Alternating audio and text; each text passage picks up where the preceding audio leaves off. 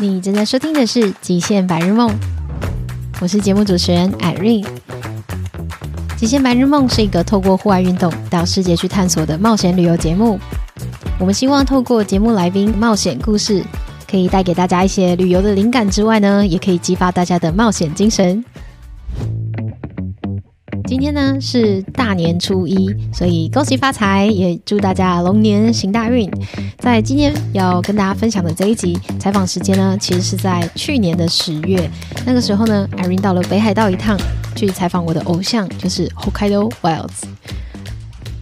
如果大家一直有在追踪我们的节目的话呢，应该不是第一次听到 Irene 提到 Hokkaido Wilds 的。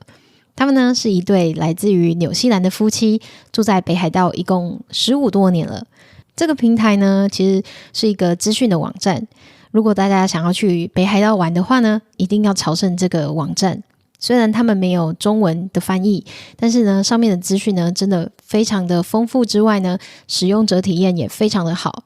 在日本为什么会需要一个这样子的网站呢？他们也有提到，因为像台湾我们有非常有名的健行笔记这个爬山的平台，但是大部分的人呢写的都是中文，所以呢对于外国人他们要来到台湾去爬山啊，相关的资讯呢就变得非常的不方便。那 Hokkaido Wilds 他们就是把这些资讯自己先去走过一遍之后呢，再把它整理起来。除了整理之外呢，他们还结合了自己的专业能力，把它变成一个地图。它可以是线上版的，也可以印出来变成纸本版，而且全部都是免费的。但像他们同时有这么多不同的户外运动同时进行，每一个都实际的走访，我可以深刻的感受到这个的困难度是在哪里，所以我就对他们有特别多的崇拜以及很多的好奇。最后呢，因为是新年的嘛，如果大家有追踪我们 IG 的话呢，就会知道 Irene 正在卖春联，就是上山下海平安春联。我们现在还是有可以购买哦，它是一个捐印，就是手工捐印的春联，然后非常的可爱，是特地找人设计，然后自己做捐印的。有兴趣的朋友也可以在我们节目连结里面找到相关的购买连结。先祝大家新年快乐，马上来收听这集的采访吧。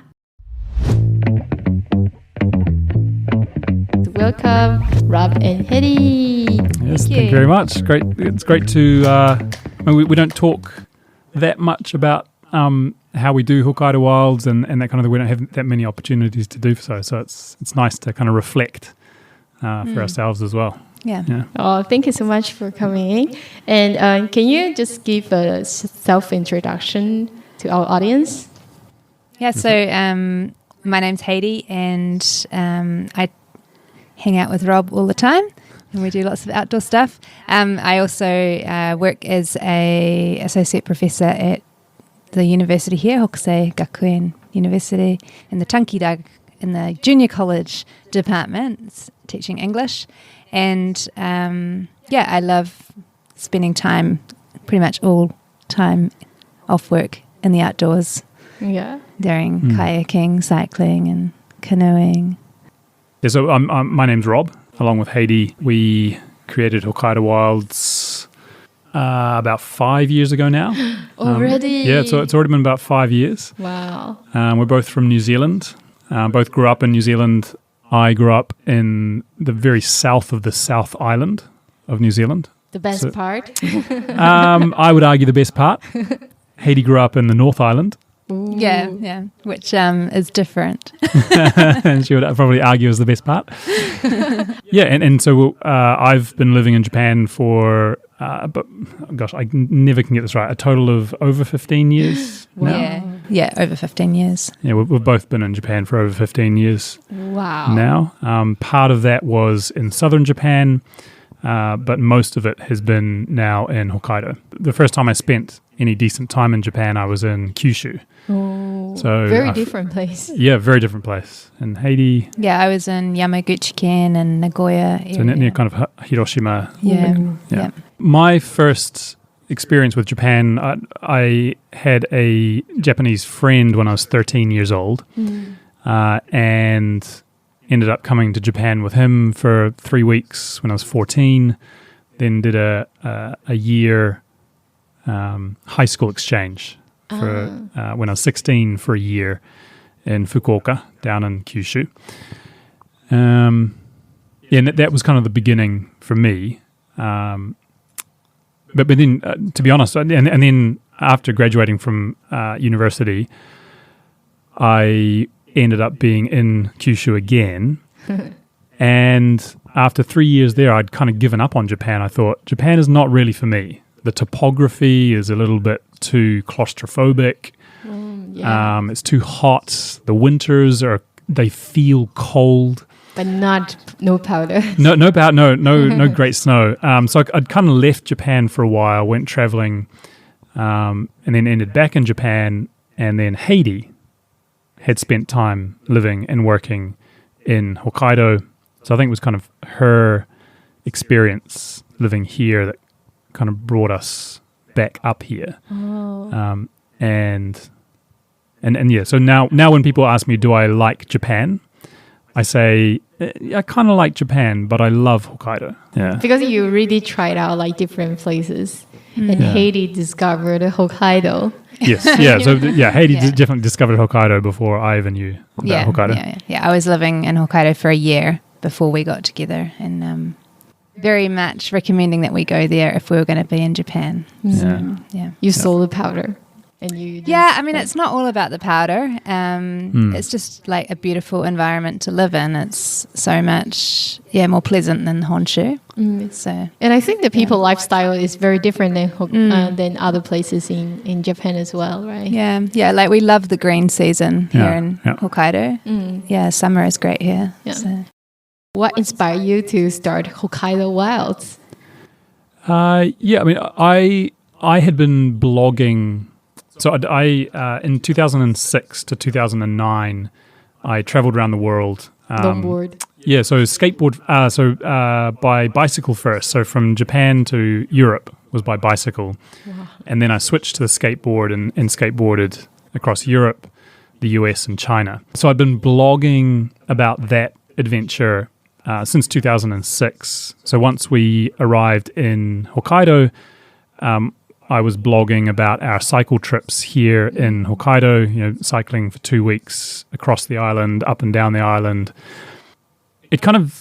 I realized at some point the comments that I was getting on the blog, they were less about Haidee and Rob's cycling, and they were more about Hokkaido, like that people were asking about, is this route good in this month? Or I felt like people weren't interested in the fact that Haidee and Rob were adventuring in Hokkaido. They were just interested in adventuring in Hokkaido. Did you feel sad about that?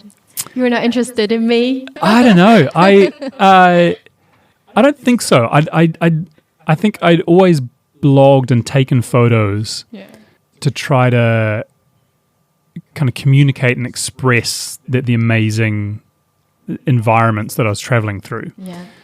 And I felt like this was an opportunity to kind of showcase Hokkaido in a way that hadn't been showcased before.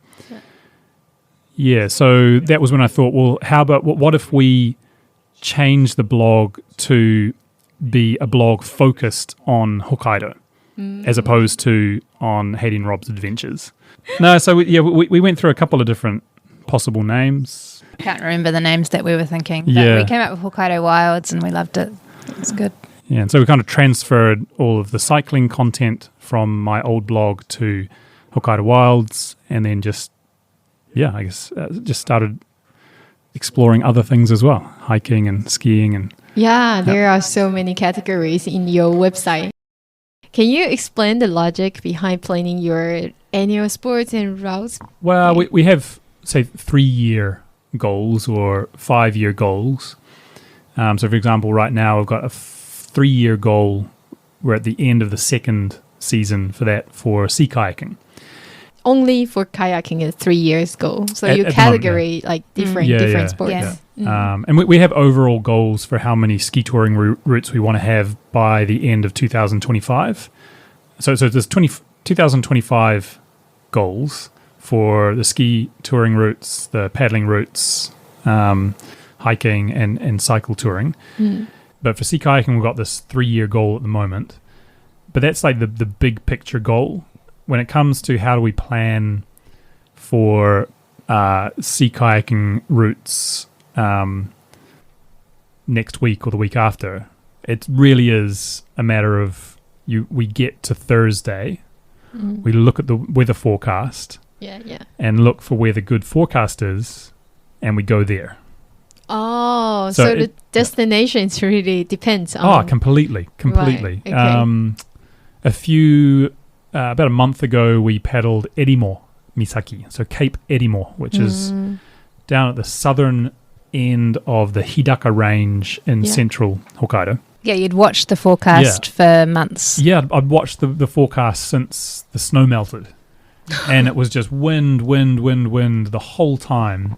And then, like some kind of a miracle, we had Thursday was beautifully calm, so that would kind of knock down some of the really big swell. Then Friday, Saturday, Sunday were just beautifully calm. So we jumped on that opportunity really, really quick. Oh, because I think when I was thinking about making a guidebook for in Taiwan, okay, maybe first I need to see how many trails we have in total, and then how many holidays I have. I think kind of in the back of our minds, there's a preference list or like a hit list of things we want to do, and they have what do you call it? Like a ranking of wanting to do them. Priority, yeah. And so always, I think in the back of our minds, there is that kind of priority list. So when we have a longer weekend holiday coming up, then we start thinking, okay, let's think about looking at the forecast so we can perhaps paddle around Rishiri Island. Or somewhere further away. Yeah, further away. And then we're looking at the weather. So, yeah, it's kind of a combination of a priority list, the weather, and how much time we have off our day jobs. What if when you on the halfway of your trip and then you maybe there's the bad weather, you really have to retreat, and because of the map, do you have to go back and do it again? Yeah, there might be a couple of like backcountry ski things that we've gone up and decided that's not stable, that's not okay, and then gone somewhere else. Yeah, so for example, Sharidake, Mount Shari in eastern Hokkaido, this beautiful, massive volcano, kind of standing alone, really aesthetic peak. I went to with a Belgian friend of mine to ski that in winter. The weather turned us back. We couldn't do it. You know, I published it on Hokkaido Wilds anyway as like this is the route. But I'd like to get back there and actually properly document it. You didn't really can get to finish the route, but you put up your plan. Yes. Yeah. Okay. Yeah. Because I just like, how can you be so perfect? No. Every time you get to where you want. Yeah. I mean, I think it definitely helps that we are living in Hokkaido. We've been working, essentially doing this kind of adventuring for the last 7 years. So you have a lot of opportunities to look at the weather and say, okay, not this week, or not this week, or not this season. Yeah, and then eventually you'll hit the perfect weather for the perfect photos, and everyone somebody mentioned to me that they said, how did you get so many blue sky days for backcountry skiing in Hokkaido? Like all of your routes, and it's right. Like in one season, you might have 5 or 6 perfect bluebird days. But we tend to go out on those days. On the bad days, we don't go out. But we can afford to do that, as opposed to somebody who comes for, say, 3 weeks and just wants to be skiing every day. And in that kind of situation, then you are going to be skiing in the clouds. Yeah, and there's also so many options in Hokkaido. Yeah. So if, one place is cloudy, another place is going to be... Yeah. Just go. Blue sky. Sounds like a surfer. Go where the weather is. Exactly. Yeah, and we chase good weather. Yeah, and recently, so we've just converted a van to a camper van, which has made things even easier. Right, we can pack up on Friday after work, drive for 2 or 3 hours, sleep, and then we're an hour away from where we're going to go paddling the next day. So nice. So that's made things a little bit easier in that regard too. So you have so many the routes and adventures on your website. Can you recommend some of your favorite routes? I know there's many. Haidee, anything? Well, just this last weekend, we did a circumnavigation of Lake Shikotsu, which isn't on the site, but Yet. But there are on the site we do have Shikotsu routes, Lake Shikotsu routes for paddling, and that's a beautiful location to paddle. And I think you were there on the weekend. Yeah. I didn't get on the lake. Oh, okay. that's okay. It's the second most cleanest lake in whole Japan. There's some really amazing places from the water when you're paddling that you get to view the colours and the transparency and Wow. I guess the volcanic underwater cliffs and stuff are really fantastic. You can see it from above? Yeah, because it's clear. Yeah. Whoa. Yeah. I'm going about it. Yeah, you should. You should definitely go there. So that's a favourite. Yeah, and it's not just the beauty, I think, also the edginess of it. There's a certain level of uncertainty when you're on Lake Shikotsu, right? The weather and... Yeah. I mean, we did a full day, and in that time we had all sorts of weather. We had beautiful, calm conditions, sunshine. We had waves and wind. In a day? Yep. And there was a thunderstorm in the distance, and that kicked up the waves, and the waves were coming over to us, and then it calmed down again, and then we had rain, and we had a rainbow. So and the more into the middle of the lake you go, the more exposed you are to those kind of conditions. So our paddling in the weekend really, a lot of people get into trouble on Lake Shikotsu because you start out and it's nice and then the weather suddenly changes. Right. So it really showed us that that does, the weather does change quickly, and also the aspect where you are, if you've just come around a corner of a bay or something, the water condition, the waves can be quite a lot different. So, there is a whole lot of surprise element with Lake Shikotsu, but keep close to shore and you should be all right. I think for me, for any of the routes that we have on Hokkaido Wilds, the higher the level of uncertainty, the more interesting for me. You're looking for the wild challenges, aren't you? Yeah, I don't know. It's like if there's, I would say almost all of the routes, there's always an escape option. Right? There's always an option of saying, okay, we want to get from A to B. It's going to take 5 days to do it, or even a day to do it. But there's always an option of, okay, we're on to day 2, and we need to get out of here. There's usually an option to escape from the route and just go to the nearest onsen and enjoy and relax. But so, for example, the Daisetsuzan Grand Traverse, it's a 6 to 8 day hike across the Daisetsuzan National Park in central Hokkaido. It's 98% above the tree line, so you're up in the alpine, and even in summer you can get 1 degree temperatures. When we were doing it, we had to sit out a typhoon for 2 days. Unfortunately, somebody just a couple of kilometers away from us didn't get to the hut that they wanted to get to. They got caught out and ended up dying of hypothermia. Oh my God. So it's a really serious kind of environment. Right. But if you plan well, if you're really conservative in terms of the decisions you make, it can be a really, really amazing experience. I think we got lucky in the end that after the typhoon we had 4 days of beautiful weather, so we smashed out 6 days worth of walking in 4 days. Big, long, kind of 11-hour walking days.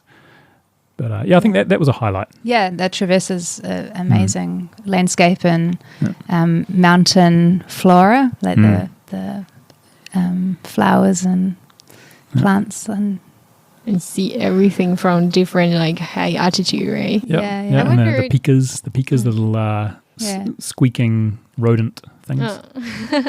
Makes them sound terrible, but they're really cute. Naki usagi. Naki usagi, yeah. Yeah. Okay, good. Yeah. I wonder, because you mentioned about there's typhoon, and did you know there is a typhoon, but you still going, like before you plan it, or the typhoon came before you? Yeah, we actually knew that there was a typhoon on the way, but we knew that we had time to get to a safe hut Yeah. before it arrived. So we did that and we got to the hut and we knew at that point we were going to be sitting out the typhoon in the hut. And we had taken enough food with us to have those extra days of just not traveling and just waiting for the good weather to come.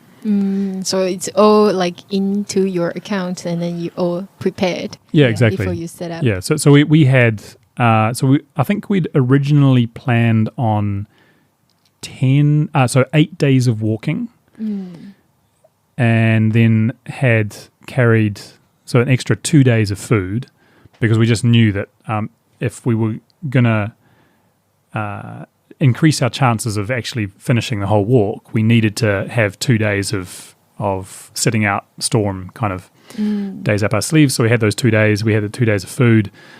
So that's a big part of just outdoor adventures in general, just having that extra, like Haidee said, the redundancy in terms of safety, in terms of food, in terms of gear. How did you connect with other outdoors, all those people? It's just life. Like you make friends with people who have common interests, and I think a lot of the people that are contributors are friends. And yeah. Did you tell them to, hey, come visit me in Hokkaido? Well, a lot of them have been kind of long-term residents, or At the moment we've come got and go a bit. Timber. He lives in Shimakapu. He's an American. He's lived here for 2 years now. And soon after he arrived, someone mentioned to him Hokkaido Wilds. Yeah. And so he kind of contacted us through a person who had suggested that he might want to get in contact. And he's now just an amazing kind of team member with incredible experience in expeditioning and outdoor, leading groups of people and stuff. So I guess when you start publishing information about the outdoors, it kind of attracts like-minded people like flies. Like flies.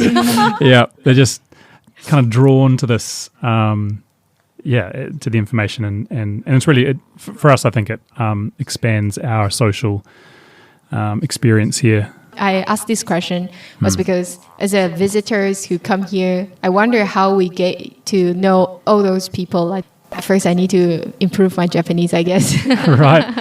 Yeah, so we're part of the Hokkaido Outdoor Network, which is a kind of a loose network of outdoor operator, kind of adventure operators, educators, researchers, government officials, and being able to speak the language is a big part of being able to be part of that community. If you're able to kind of communicate in Japanese, it opens a few more doors. Generally, in terms of our own adventures, it's been a lot of kind of expat friends and connections that we've made over the years. Wow. And it just gets bigger and bigger. I remember this one post you were saying about like the resource. You also discovered that many people, they come visit, but mostly the information is in Japanese. Yeah, and I've always kind of felt that it's a little bit unfair that there's this kind of great firewall of language. Means that for visitors who don't speak Japanese, their access to amazing skiing, amazing remote places is really limited because of that language. Yeah. And so Hokkaido Wilds, in a way, is a place where we can kind of break down those language barriers a little bit, so people have that information and can explore. So, yeah, I mean that's a big fulfilling part of it, I think. Have you ever encountered some dangerous challenges or any surprises? I think Rob is really good at having redundancy packed into our packs. So wherever we go, we've always got extra clothing and extra food and extra everything for if something happens and we have to spend the night out or spend a lot of time in one place because someone's injured or cold, like having some kind of sickness problem. Yeah, I think so we only got into paddling about 4 years ago. So about 4 years ago, we started getting into canoeing. And if there's anything dangerous about that was just our extreme level of ignorance. Because you don't know. Yeah, like we didn't know what we didn't know. Yeah. If you know what I mean. Like so there's when you're learning a new skill or when you're going into the outdoors, there's kind of known unknowns. It's kind of like, I know that I'm not sure what this weather forecast that I'm looking at on my app, what that means in the mountains, right? So I know that I don't know what this weather forecast means for actually the conditions on the ground. But then there's also unknowns. It's like I don't actually know what I don't know. In other words, I don't know what I need to know. And I think for us, when we started out paddling, there was a lot of that. Like we could read books about canoeing. Did you take the course for the training or anything? We did. Yeah, we took 2. Yeah, we took a couple of like private lessons with a local guide, and and then we did a lot of watching videos and reading books and just going out and practicing. Yeah. Similar to the sea kayaking, right? Yeah, I exactly. see you also do a training. Yeah, but I think so. For example, the first time that we paddled down the Kushiro River, we had a few tense moments of disagreement about how we should go across certain or face certain challenges in terms of rapids and that kind of thing. But not dangerous. Yeah, maybe not dangerous. I think to a certain extent, publishing the Niseko backcountry map, I think I expected that there'll be some pushback on from locals, and there was. So that was a challenge of being able to respectfully engage with the concerns of locals who have kind of seen the Hokkaido ski scene change over the years, right? And try to kind of interface with that and connect with that in a respectful way that got our way of seeing things across, while at the same time not ignoring the concerns of others. So that was a challenge, I think, publishing the map. Like, why do people they push back in what terms? Yeah, I think 10 years ago, the hills in Niseko especially, there wasn't really that much competition on the slopes for good powder. For backcountry. Yeah. So we're talking backcountry here. Yeah. Okay. The resorts, it's completely different. But so we're talking about backcountry skiing, hiking up for skiing down slopes. And over the last 10 years, there's been just a continual increase in the number of skiers, both domestic Japanese skiers and international skiers in the backcountry. So there's some concerns over, you could, and maybe 10 years ago, you could rock up to the trailhead park at 10 a.m., hike up and still have fresh powder at 12 noon or 1 o'clock. Nowadays, you have to be there quite early to get good first tracks in some locations. And so I think there's some legitimate concerns over parking issues and also some maybe closer to resort areas that might tend to get a little bit more tracked up. sooner. So there's definitely, I think, legitimate concerns over the number of people that are accessing the backcountry. Yeah, so I definitely agree with those concerns, and I think wherever backcountry skiing is popular, you have those concerns. But then you also have the other concern of you've got lots of people accessing the backcountry that don't have a decent map, that don't have information about how to park respectfully and how to kind of be good skiers in the context of say Niseko skiing. So kind of balancing that increase of access that comes with publishing a map, but also the legitimate need for information and need for education. Right, yeah. If people are just gonna go anyway, why don't you give them like the information where should you park the car? Yeah, I mean that's our stance. Is that regardless of our physical map, regardless of whether or Hokkaido Wilds is a website, regardless of whether that exists or doesn't exist, the cat is out of the bag. Hokkaido just has amazing backcountry skiing, so people are going to come. So people need to be educated. I think what we're seeing is more and more action on the part of people who are more involved in the backcountry scene than we are over safe access, education, rescue facilities, rescue gear that's available for kind of first responders, and I think it is the backcountry skiing scene in Hokkaido in general is becoming more mature, I think. Yeah. Is it only happening in recent years? Yes. Yeah. I thought like backcountry must be like many, many years because powder in Hokkaido is well known for many years, maybe. No. I think my image of the backcountry skiing scene in Hokkaido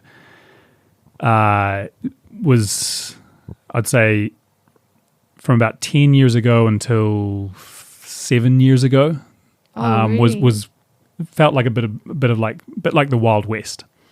Whereas now, over the last 3 or 4 years, it really has matured, and there's some, we've got better avalanche forecasting systems. We've got more cooperation between guides for first response, for search and rescue kind of things, and I think it's becoming a lot more mature, and that's really, really, really positive. Yeah. I think you guys must contribute a lot in this process. Yeah, I don't know. Because you have like more information, especially like you got a lot of like mountain huts and then the backcountry ski route that I don't think many people knows about. Yeah. I think in terms of information, for sure. In terms of actual professional on the ground guiding, on the ground search and rescue response, all the stuff that really matters, we have very little involvement. We have very little skill and expertise in that area, and that's where I think it's really good to see foreign kind of backcountry operators and local Japanese backcountry operators really working closely now together nice. With the government as well, with local councils to really make it a more mature space. Yeah. Do you think this community, like in Hokkaido, in terms of all kind of outdoor, is very like inclusive? Like they really accept foreigners, especially for you both are like from overseas. How do you feel about being in this community? Do you ever have a hard time to fitting in? We don't. And I think that has a lot to do with the fact that we're very fluent in Japanese. So I feel that that there is still a very big language barrier. Luckily that there are there are local backcountry professionals here who have a very good command of English, so they can work very closely with foreign outfits and kind of get that collaboration going. But where that language barrier exists, I've heard that it can be difficult to foster collaboration even though on both sides there's a real desire to collaborate and a real desire for the different worldviews to be accepted and kind of melded together. And it just doesn't happen when there's a language barrier, I think. Even Google Translate doesn't work? I don't think so. In a town hall kind of a situation, right? When you're perhaps discussing avalanche forecasting systems and what should be in place and that kind of thing, it becomes very difficult very quickly. Even ChatGPT at this point cannot keep up with that kind of thing. Yeah. Oh, that's so funny. Can you share with us the recent publication that you have now in front of you, the Niseko Backcountry Ski Tour map? Yeah. So in December 2022, so last year, December, we published what I would argue is Japan's very first English language map for backcountry skiing. It's when it's unfolded, it's about a meter wide by 66 centimeters tall. So it's a big map, folds up nice and small, waterproof, tear-proof paper. Yeah, it's really, I think, really nice. We worked on it for about 2 years before publishing it. It wasn't one of these maps where you kind of research the routes and then just put the routes that you researched and then publish. We've skied all of the routes. So it took a long time to do that. It wasn't an unpleasant job. It was a great... Yeah, I'm not complaining. Yeah, it was a great kind of project to be working on. Yeah, it covers the Niseko range. So people might be familiar with Niseko Hirafu, like the big main ski resort in Niseko. If you go about 35 to 40 kilometers west, kind of northwest-ish from Hirafu, then you get to the Japan Sea along the range. There's a bunch of volcanic domes. Cool. And peaks. So it has a bunch of backcountry ski routes on those mountains along the Niseko range, plus Mount Yorte, this big, massive everyone volcano. go there. Yeah, like if you're in Hirafu in Niseko, you can't miss the mountains. The mountain, Mount Yorte on a good day. And Shiribetsudake, which is near Rusutsu. Yeah, so it's about between 50 and 60 backcountry ski routes. And you've done all that. Wow. Yep. And and it's all online as well. The map is downloadable and you can track your routes as you go. Yes. Which is really cool. Yep, so there's a digital version of it as well, so you can see yourself where you are on the map. The thing about the map, it's a product that you can buy. You don't need to buy it though. What? Yeah, you don't. This is a really good salesman. Yeah, I'm a terrible salesman. No, you don't need to buy this map because all of the individual routes are on the website. They all have free kind of A4 or A3 size topo maps that you can download. And you can fold it as well. Yeah, and so you can kind of, if you wanted to, you could download all of the routes, you could print all of the maps and kind of sellotape them together, and you'd essentially have this map. Wow. So you don't need to buy it, but it's really nice to have them all on this one big convenient map thing. Yeah. And it's got a bunch of information about hazards and etiquette, manners and that kind of thing on the back as well. So and so beautiful. I have 2 copies myself. Thank you. Well, now you've got a third. Yeah, oh, really? Yeah, there we go. Another really important thing about this is that, or a couple of things. First of all, it's a non-profit initiative. So proceeds from the wholesale of the map are going to go to mountain safety and accessibility, sustainability efforts in Niseko. And second of all is that we really did work closely with local stakeholders when we created the map. Understandably, there was some concern over this map locally, especially among local Japanese backcountry stakeholders. there's a lot of information in Japanese about the backcountry throughout Hokkaido. There's multiple guidebooks. There's no lack of information in Japanese, but this was the first English language resource. And it's a bit different to the website in that the website you kind of have to search, like you have to be searching for information. This product is in Rhythm, which is one of the main kind of ski stores in Niseko. Yeah, they have a few. You all missed it. Yeah, there's a bunch of copies in there. There's a bunch of copies in other retail outlets in Niseko as well. So you kind of can't miss it. So even if you weren't looking for backcountry information, it kind of makes it a bit more accessible. So there was some concern, and so we had 2 open town hall meetings where people were, we kind of presented the project, and people were open to give feedback and criticism, and we took that on board, and we removed some of the routes that people were concerned about. We made some edits to the text, and I feel like it represents what people need to know for visitors and for residents, but it also represents kind of the voice of local stakeholders as well, to a certain extent.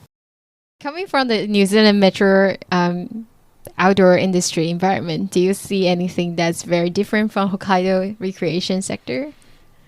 Because, I mean, from beginning, I just like, why do you move out from your paradise? Right, yeah. Yeah, I mean, New Zealand, the infrastructure behind New Zealand's outdoor environment is so well supported by central government.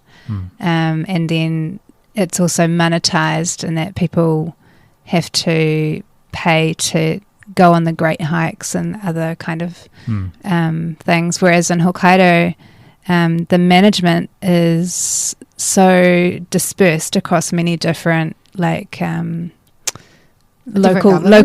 government, and there's a lack of coordination there, and then there's also no kind of money making. Even within national parks. There's no taking of money from the people using them. There's no user fees, so there's a real lack of money to invest in the infrastructure in the outdoors. So when you go to a place like Daisetsuzan, that big traverse that we did, some of the tracks are actually quite dangerous because the boardwalks are falling apart because there's not enough funding to keep them up to a safe standard all the time.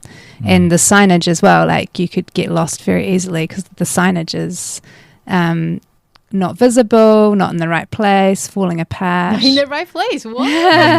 So there are huge differences there, and I think it's funding based. Yeah, I mean, when you think of tourism export, so in New Zealand, tourism equals 100% pure, right? Tourism equals nature. This kind of the image that New Zealand sells to the world in terms of tourism is an experience in untouched nature. And you think about the tourism image that Japan sells to the world, nature is part of it, but it's just such a tiny little part of it. The rest of it is Akihabara and Tokyo and pop culture and food and architecture, manga. So you have all of these other kind of cultural tourism headliners that get a lot of investment, or at least the money that the Japanese government has to invest in each of these different tourism sectors. It's all kind of split up amongst these different tourism sectors, and the nature tourism, say adventure tourism sector, is getting more attention now, but it's still such a small part of that investment. So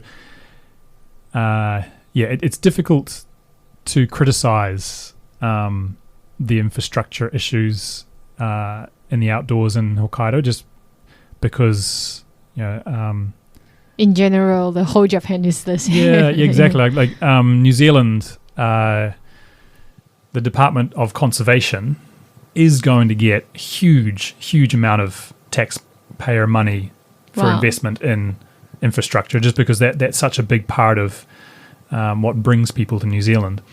And I think as adventure in Hokkaido and Japan in general becomes more popular for inbound tourists, there will be hopefully more investment in the infrastructure.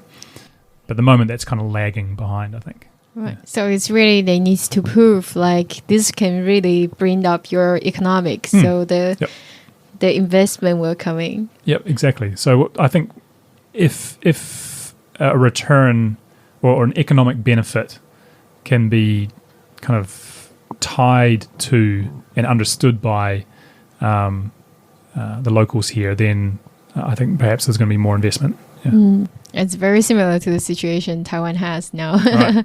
The main income still coming from those chips and then the microchips, and they have just, I doubt any other industry can chase their income by that. It's also challenges for Taiwan. Yeah, I think that's another big difference between New Zealand and Japan is that, say, national parks in New Zealand, the Department of Conservation owns the land, essentially. So they have complete dictatorship, essentially, over what they do with that land. As Haidee mentioned, in Daisetsuzan, there's the national park, which kind of overall is kind of managed by the Ministry of Environment, but the land itself might be owned by Kamikawa Town and different towns in the area, or it could be owned by the Ministry of Forestry. So there's kind of different areas, and it's just a real minefield in terms of what the Ministry of Environment can actually do. Like they can't just unilaterally say, okay, we're going to replace all of the signs and keep them all unified in terms of their branding and that kind of thing. That they can't do that. Because they have to convince everyone. Exactly. So that's another big difference. Yeah. Wow. Yeah, and I just want to go back on the signs. I think I suggested that they were in the wrong places sometimes, but probably that's not true. Okay. They might not be there when you want them to be. That's right. But yeah. Okay. Well, you just mentioned about this is non-profit, and then it's so much hard work you've been doing like for 2 years by the Hokkaido Wilds websites for 5 years, and everything's for free. You're not even providing like guiding service, just everything free, and it's open resource. You even like mentioned on your website, if anyone needs to translate into their own language, you're welcome and something like that. Yep. When you say you also need to go to the town hall, you need to face those stakeholders, like the criticism. Yeah. So I mean, there's definitely a self-esteem boost for doing this kind of thing. Like, feeling good about producing something beautiful and having feedback really beautiful. over that. I think there's that intrinsic motivation. But also, if we had to make money off this, like if this had to be producing income for our livelihood, it wouldn't work. It's so difficult to make money off a website, let alone a niche website like this. Really? Right. So a lot of people, like people listening to this podcast, might know about Hokkaido, hopefully. Yeah. But a lot of people don't know about Hokkaido. They don't care about Hokkaido. Really? Yeah, like normal people. Normal people, when they think about Japan, just don't think about Hokkaido. So it's super niche. Right. Like I think that's one thing you have to acknowledge is that it's niche.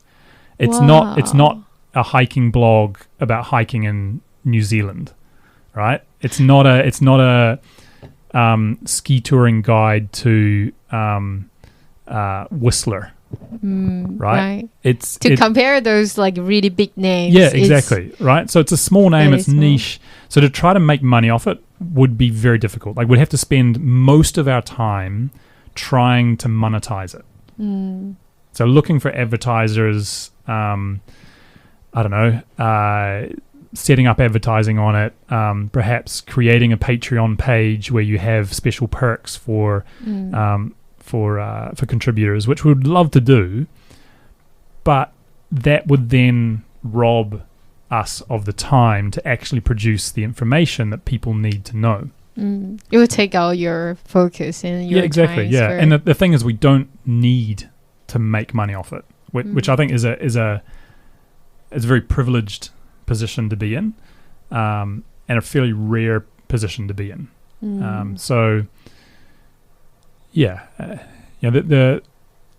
It'd be nice to be making extra income off it, but it's not a super thing that we have to do. So at this point in time, we just want to get information out there. Enjoy your trip. We want to get information out because we see a gap in that there's a lack of English, high quality and English information for people to access to learn about where they can go in the outdoors in Hokkaido. So it's fulfilling a need, a gap that's otherwise would be there.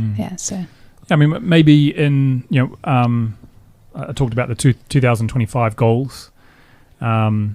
Maybe once we've achieved those goals in terms of number of routes, we might kind of look at how we can make it so that it doesn't cost us to update the routes, for example. If we can cover costs in some way, that'd be pretty cool. Right? At the moment, in terms of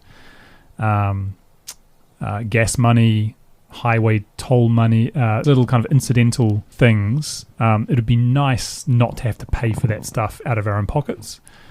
So maybe in a couple of years' time we'll look at how we can make it a little bit more sustainable in that regard. But at the moment, we just want to, like Haidee said, fill that gap of information.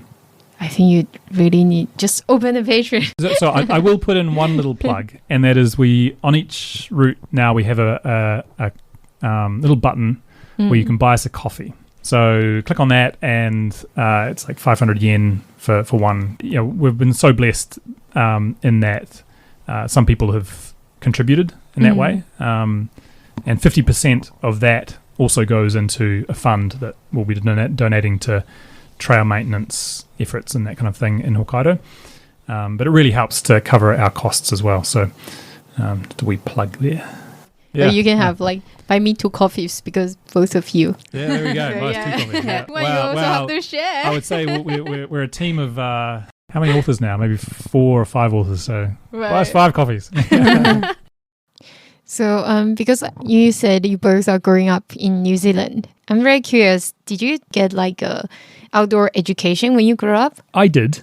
I was in Scouts for a couple of years. At school, we had overnight hike. I think that must have been kind of middle school. Yeah, we had overnight hike in my school as well. Yeah. And hiking, and we also had overnight in my high school years we had an overnight. It was 3 nights maybe. We did kayaking. Wow. And then hiking and cycling all in the same trip. And, you had to take all your gear with you and be prepared to get wet and cold. And, So, and I think in New Zealand especially, from a very young age, you just get drilled into you the danger of exposure and hypothermia. That's people... When they think about hiking and outdoor adventures in Hokkaido, they're like, oh, bears. Yeah. Right, we might get killed by a bear. Yeah. And the reality, we've got a search and rescue database on Hokkaido Wilds where we translate from Japanese to English the Hokkaido Police search and rescue data. And just by far, the main killer and the main reason why people have to get rescued is because of exposure. Is because of hypothermia. They get caught out in bad weather and they just don't have the gear to deal with it. So I think that in terms of training in New Zealand is a big part of, I think what we, is why we don't get caught out that often in bad weather. But I'd like to think that if we did, we'll be prepared for that because we just have had that as part of our growing up. So, do you mention Haidee? You mentioned you have like 3 days trip. Was it in your middle school? So I in high school. So when I was like 16 years old. Right. Yeah. And you guys have to carry everything by yourself? It's a long time ago, but I think when we did the cycling, I think someone was taking the gear with a van or something. But the hiking, we carried a certain amount of gear ourselves. Yeah. So I think it wasn't completely unsupported. I think it was definitely supported by some kind of other. When you go to this kind of outdoor trip for school, do they have to have a lot of teacher or instructors go together to protect all the children? Yeah, I mean, like I say, it was a long time ago, and I can't remember how many people were in the group and how many instructors we had. But yeah, I wouldn't be able to tell you the ratio, but it was probably at least a couple of teacher style people with us. Yeah. Yeah, I'd say like in a class of 30, there'd be a couple of... Only two teachers? Maybe 2 teachers. Wow. No, that was many years ago. Maybe it's gotten different now, but yeah. Because I think like mostly in Taiwan, the teacher, they were too scared. Even just for going to the park, they were scared because they have to take care of so many kids. They would get like really out of control. Yeah. Not to mention to bring them to hiking or something. I think the experiences that I reflect back on, it wasn't any old teacher it wasn't all of the teachers. It was teachers who wanted to or who had kind of outdoor background. They were taking a group of students who wanted to do outdoor stuff. So the students choose if they want to go or for that 3-day trip particularly, that was like a self-selected choose to go. That's so nice. Does students, they can also get involved of planning the trip? Maybe these days they probably can, but back in that day, I don't remember being involved in planning. Well, at my school, we had sixth form, so second to last year of high school expedition or something. There was a... maybe south and north is very different. It could be different. So there was this option where basically students themselves would organise a trip. There'd be no teacher present. It was the idea is that the students would submit their plans and say, this is what we plan to do, and then they go do it. And then they'd write a report about it afterwards. Wow. So some students would go on a kind of 3-day backcountry mountain biking trip, and some would go tramping, as we call it. Tramping, we call hiking tramping in New Zealand. Go for a 3-day tramp, that kind of thing. Yeah. Wow. Yeah. Because I also, when I interviewed, there's a Taiwanese who moved to New Zealand, and he mentioned about the insurance for even the workers who get injured if they get outdoor and they injured, they couldn't work, and they have like really good backup from the government or for insurance company. Yeah, so that's a really big difference between, say, New Zealand and even Japan, is that there is the ACC, the Accident Compensation something. But there's the government scheme that if you injure yourself in an accident, you don't pay for medical care, you don't pay for lost time on work. So that kind of insulates operators a lot from liability. So I think on the other hand, it's really motivate people. Don't you worry, go outdoor. Get your back, for sure. Something like that. Yep. Even like tourists who just landed in New Zealand, they got like partially covered by this. Yes, they are. No, they're 100% covered. Yes. Wow. Yep. So crazy. I'm going to move to New Zealand. So the last question, what are your expectations for the future of Hokkaido Wilds? Because I think, we've got 2025. We should have 150 ski touring routes on the site. We currently have 142. So we're almost there, about 95% finished. Wow. But in reality, there's many more than, so we've got 142, the goal's 150, that's 8 to go. There's many more amazing routes that we haven't documented yet. But anyway, we have that goal. 120 hiking routes. We're at about 83 at this point. So we've really got to start. I think there's a lot of room for adding a lot more hiking routes. Paddling routes, we're doing pretty good. 75 paddling routes by 2025. I think we've got about 60 on the site now. So quick. Yeah. Everything is really making big progress. Yeah, but then cycling routes, the goal was 120 cycling routes on the site. We're at 43. Okay. Yeah, so still got things to do. Yeah, still got things to do. So I think if we're talking about the future of Hokkaido Wilds by 2025, then that's kind of the arbitrary goals that we have. Just pulled out of thin air. What if we had 150 routes kind of thing? Yeah, we're just kind of enjoying having these goals that encourage us to go out in the weekend and paddle around, paddle 40 kilometers around Lake Shikotsu, for example. So like, that might be fun. So we'll go do that. Would you add more sports in the future, maybe? It's possible. Possible, yeah. Like sea kayak wasn't in your plan originally. It wasn't originally. It was never on the plan. Yeah, Timber, our friend Timber, he's been giving nudges in the direction of long distance swimming kind of thing. So who knows? Depends on what bad friends you have. Then. Yeah. Friends definitely influence a lot, actually. Yeah, some people are saying that we need to have a fly fishing section, but I don't know. We'll keep to these ones for now and see how it goes. So thank you so much, Rob and Haidee, for joining our podcast. And is there anything else you would like to talk to our audience? No, the backcountry ski map, you can buy it on Amazon and in backcountry books in the UK and Rhythm online in Japan. So lots of options to buy it. So encourage you to pick up a copy. And buy 4 copies? Yeah, and buy some coffees. but even more than that, check out the website, have a poke around. Yeah. If you've got any questions, then just drop a comment on any of the posts and we'll get back to you.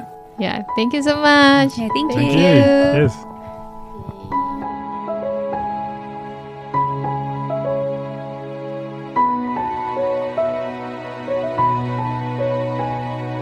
谢谢大家今天的收听，希望你还喜欢这一集的节目内容。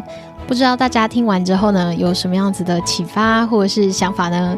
也欢迎大家可以透过 IG 私讯，或者是这个在Apple Podcast 上面有一个留言的功能，可以跟我们分享。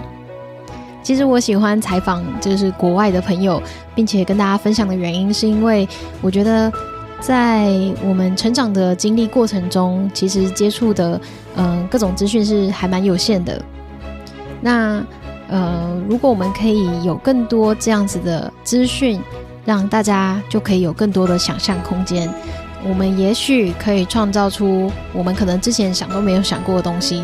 当然不是说去复制别人，而是怎么样从别人的经验里面把它转化，然后并且因地制宜去找出属于台湾的台湾 Wilds， 我也不知道但是呢这个是为什么 Irene 很喜欢去采访国外的朋友们，甚至呢就是会一直很想要知道，不管是他们从教育面是怎么做的，以及他们在户外运动观光宣传方面是怎么样的，我都会很忍不住的想要去问这些的问题。因为我知道也有很多在收听我节目的是台湾户外运动产业里面的前辈们，大家也都很努力的在这方面一起共同努力着。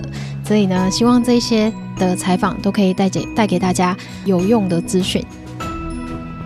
Irene 的这个节目呢是独立制作的，如果大家有一点点余裕，或者是想要继续支持 Irene 做这样子的节目，欢迎大家可以透过节目叙述里面的连结做小额的赞助，然后支持 Irene 可以继续做更多更优质的采访。最后，如果大家对于 Hokkaido Wilds 有兴趣，未来要去北海道玩的朋友们，都可以在我们节目连结里面有 Hokkaido Wilds 的连结。那有什么样子的问题呢，也都不要害羞，可以私讯 Irene 跟我们说。最后呢，在今天应该是大年初一，希望大家在收听这个时候不是在车阵堵塞之中，祝大家有一个快乐的春节假期。那我们就很快的下集见咯，拜拜。